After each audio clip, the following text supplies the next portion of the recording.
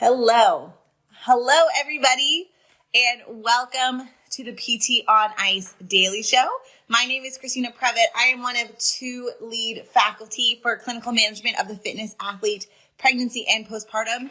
You probably also see me around the geriatric space. I am one of the lead faculty for modern management of the older adult, our geriatrics curriculum, and I am here almost 38 weeks pregnant on a Monday morning. So I'm sorry that I'm jumping on here a couple of minutes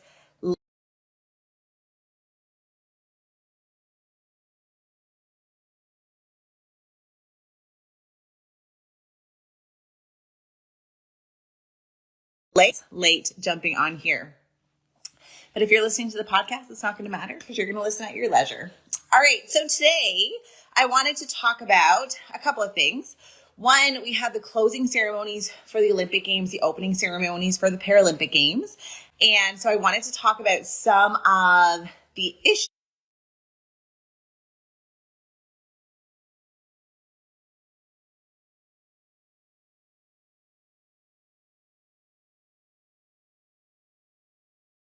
and things that came up in regard to female athletics.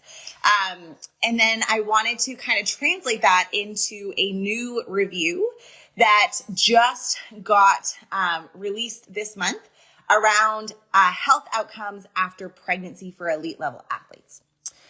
So first off, I'm sure everybody's been watching the Olympics. The U.S. did amazing. For the Canadians that are watching on here, we actually broke a medal record. We've never actually had more than, I think it was 22 and we had 24, something like that, medals. And we had 60% of our athletes be female. More than 60% of our medals were with female athletes. And so they have been really highlighted this Olympic Games. And in particular, there was this wonderful commentary that was posted, and I'll post the link below, that talked about how this Olympic Games was the games of the mother. And there was a couple of reasons for that, some good, some bad. One of the reasons was, unfortunately, because of the COVID pandemic. We had the first kind of big surge of advocacy for female athletes who are mothers was when they announced that you were not allowed to bring any support personnel or any other person other than your coach to the Olympic Games with you.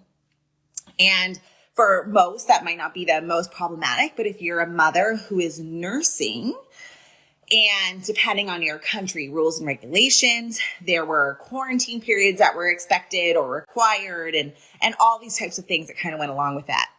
And so there was a big pushback because now you're forcing mothers. Like we had a Canadian basketball athlete who was only 4 months postpartum to wean their child or try and create enough of a breast milk storage that she had 3+ weeks. And if I have anybody who's listening on here that is a mother, being away for that length of time, especially when they're that little, can be a special type of torture. And so there was a big pushback. And so there was a tribunal that got called. They pushed back on the IOC. And thankfully, they changed that rule. So if you were a nursing mother, you were able to bring your child with you and a support person so that obviously there was somebody to take care of the little one while they were competing.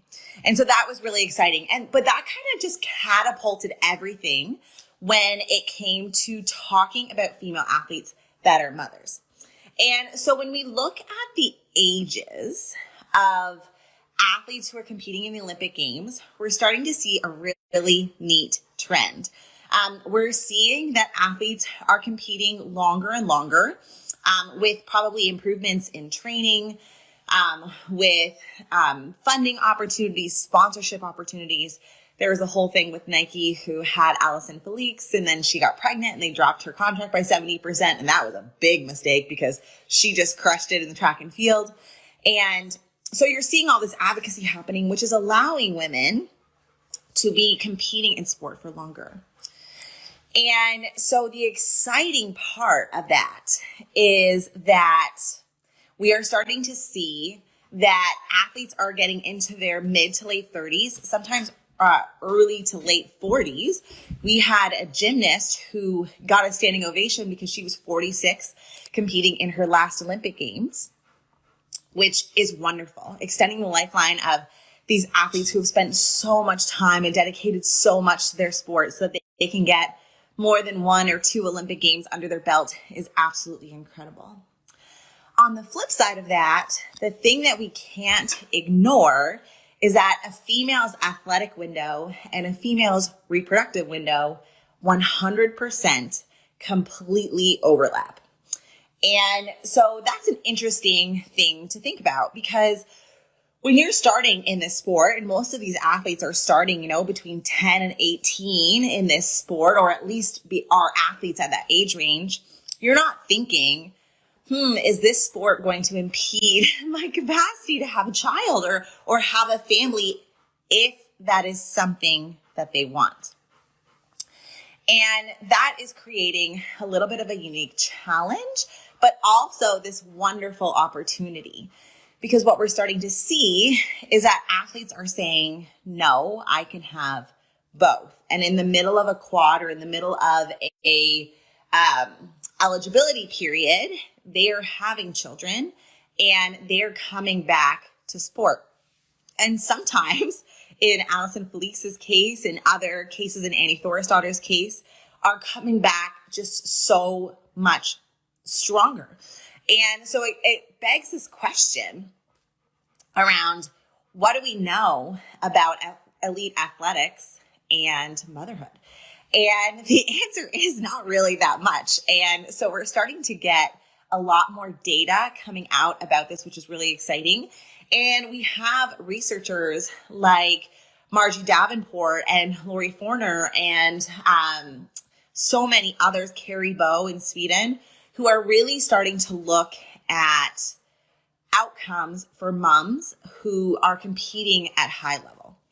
And correlating with all of this, and kind of as a coincidence, I guess not correlating, in coincidence with the end of the games, we had a new systematic review that looked at elite athletes and health outcomes following pregnancy, which is really exciting.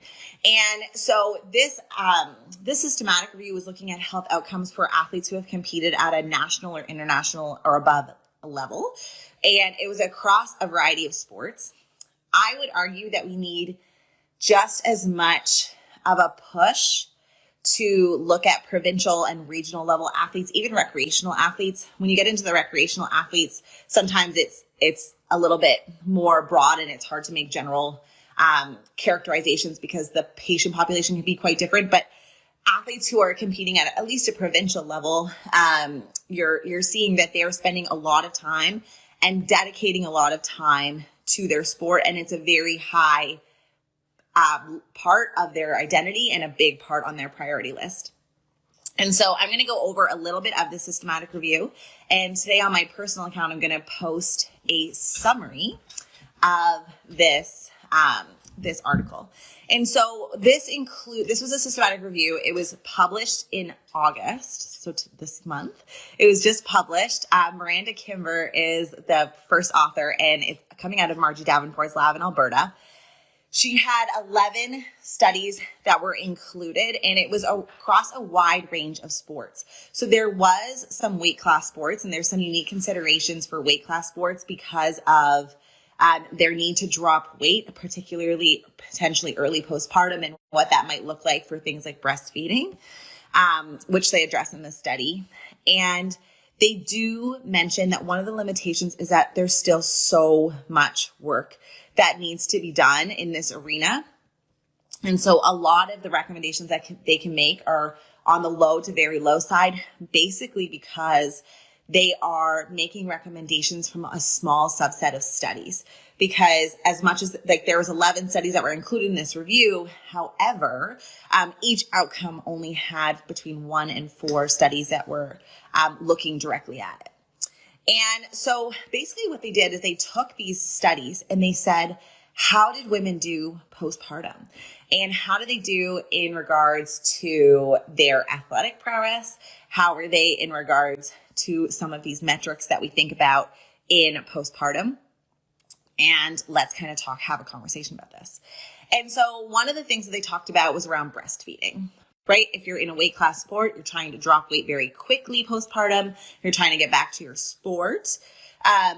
Is that going to cause any issues? Sorry about that, everybody. There was a raccoon on our porch, so you just heard my dog. So, is there any issues with postpartum? And the answer is absolutely not. So, duration of breastfeeding was not significantly different between age-matched controls and elite athletes. There was no issue with duration of breastfeeding. One of the things that they did talk about was how breast pain from engorgement could have an issue or be an issue for elite athletes who are trying to compete. And so that was kind of interesting. And that is probably going to lead to more studies that are looking at things like breast support or better nursing sports bras that are going to allow these athletes to not have that be so much of an issue. One of the things that for me was really interesting was when they talked about some of the pelvic outcomes. So we know in the literature that competing in high impact sport and competing as a female athlete is a risk factor for the development of incontinence, particularly in nulliparous women or female athletes who have never had children. And so it creates this question around, is there any risk that they had some of these issues before, that they're going to be more likely to have these issues after baby? And thankfully, right now with the state of the literature, we have no evidence to support an increased risk for stress, urge, mixed, or fecal incontinence in elite athletes who competed at an elite level who are returning to elite level athletics postpartum, which is really, really exciting. But what the interesting conclusion is, and what I'm going to kind of leave you with, is that one, these athletes are not going to listen to the 6-week guideline.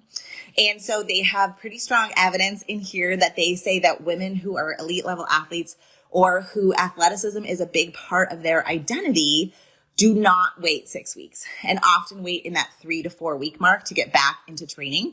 Obviously not at the same intensity, but they're going to be starting to be introducing sport-specific things very early in their postpartum journey. And so if you're a physical therapist that is working with these athletes, that's going to be really, really important. The other thing is that they showed that between 1 and 6 weeks postpartum, they were training upwards of 6 hours per week. And that's a lot. And that means that they could be potentially at increased risk. There was one cross-country skier who ended up with a sacral fracture because she returned so early postpartum. So things that we need to think about. And the last thing was that they showed that their performance postpartum was not worse. So athletes who continue to make this a priority, for some women, they mark having a child as the end of their athletic career, and that is a decision that they make as a family, and that's that's wonderful too. But for athletes who did decide to return, they showed that not only could they get back fairly quickly to pre-pregnancy levels, but they were showing as well that they could surpass what they were doing. So exciting to see. And so we had no evidence around weight gain, anemia, levels of depression and anxiety in these athletes, but we do have some literature to support that women who are active during the pre-pregnancy, perinatal, as well as postpartum period are less likely to have mental health issues. We don't know if that translates directly to the female elite level athlete. So these are all really exciting findings, especially as this kind of goes along with the narrative that we're seeing in the Olympic and Paralympic Games, where more and more mothers are competing at this level and we're able to highlight them. So incredible findings. And we just have so much work that we need to do as we start to continue to advocate for these athletes in regard to how we can best serve them. And they're pushing the boundaries of what we know around female athleticism. Alrighty, that is it. I am so sorry that my dogs barked at the raccoon that was outside of our porch. Country living for the win. If you guys have any questions about this, feel free to message me personally. If you're interested in learning all about treating the female athlete from a pelvic health perspective, our next cohort of clinical management of the fitness athlete pregnancy and postpartum starts at the beginning of September. I just have to have a quick baby first. And then after, if you are interested, we just announced our live course. So Clinical Management of the Fitness Athlete Pregnancy and Postpartum Live is launching in February of 2022. And we just also put up a Greenville, South Carolina, as well as a Washington date. So if you go to our Facebook page, the events have already been put up, and we will be adding more dates shortly. All right, I hope you all have a wonderful Monday. You're staying cool. If it's anything like here in Ontario, it is hot and it is humid and I am glistening.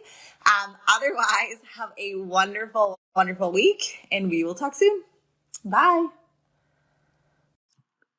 Hey, thanks for tuning in to the PT on Ice Daily Show. If you enjoyed this content, head on over to iTunes and leave us a review. And be sure to check us out on Facebook and Instagram at the Institute of Clinical Excellence.